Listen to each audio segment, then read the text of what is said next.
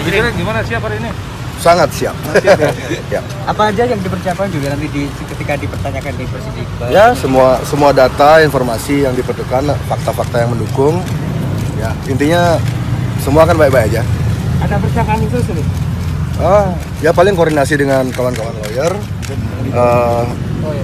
Itu aja sih. Jadi artinya masih yakin dengan kalau apa yang dilakukan oleh Beli itu nggak salah? Yakin 100%. Saya merasa ini tidak yang saya lakukan itu benar karena saya tidak ada bermaksud negatif atau buruk. Jadi yang saya lakukan itu murni sebatas kritik, ya, kritikan sebagai warga negara. Dan saya ingin di kesempatan ini kepada kawan-kawan semua wartawan di sini saya ingin mengklarifikasi.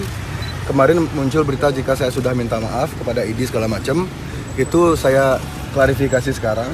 Jadi kemarin percakapan saya dengan wartawan Kumparan itu, saya pikir off the record, dan itu akan disampaikan secara personal kepada ibunya. Saya tidak tahu itu akan dicetak, tapi saya memang benar minta maaf sebagai bentuk empati saya kepada kawan-kawan ini, karena saya ingin menegaskan sekali lagi, saya tidak punya kebencian, saya tidak punya niat menghancurkan atau menyakiti perasaan kawan-kawan di ID.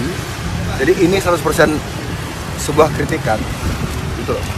Jadi sekali lagi saya klarifikasi, permintaan maaf saya itu sebagai bentuk empati. Jadi untuk menegaskan kepada kawan-kawan ID jika saya tidak ada tujuan yang kayak personal. Saya tidak punya kebencian personal terhadap itu. Ini 100% kritikan. Jadi tolong jangan ditanggapi dengan perasaan. Tapi yang dipermasalahkan kan bahasa kacungnya, bagaimana tuh tafsiran bahasa kacung? Iya, kalau masalah itu nanti setelah penyidikan ya. Artinya nanti akan dilakukan mediasi. Laporan Dekarang gimana nih? Laporan apa? Yang di Karang? Iya, Di Karang. Kalau menanggapi soal itu gimana, Mbak?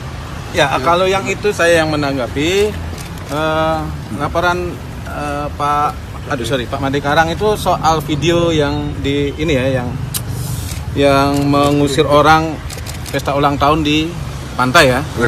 Ya, kalau itu disampaikan sebetulnya apa yang disampaikan Jering, pertama klien saya adalah dia mengundang pertama adalah berangkat dari pantai itu milik publik. Pantai itu milik masyarakat secara bebas sehingga tidak ada orang per orang yang bisa menghalangi masyarakat menggunakan pantai. Itu sehingga Jering protes soal itu dan kemudian mengundang Pak Made untuk bertemu. Baik Pak Made yang datang ke Twisbar atau sebaliknya Jering yang datang ke Mimpi Bungalow milik Pak Made.